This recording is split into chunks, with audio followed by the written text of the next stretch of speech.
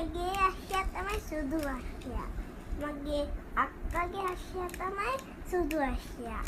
තව මගේ මල්ලියගේ අශ්ෂයා තමයි කළු අශ්ෂයා. අර කළු අශ්ෂයා අයියෙන් දුවනවා. එයා හිටියේ 15 එකකනේ. හා?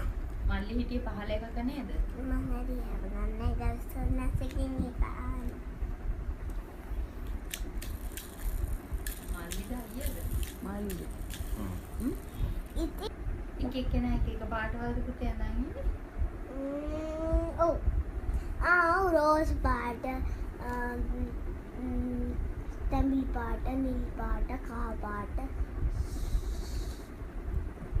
අනේ වගේ පාට. ගොඩාක් ගෝල්ඩ් ජුවෙලරි දාලා ඉන්නේ. ඒගොල්ලන්ට ආස නැද්ද ඉතින් මේ මිනිස්සු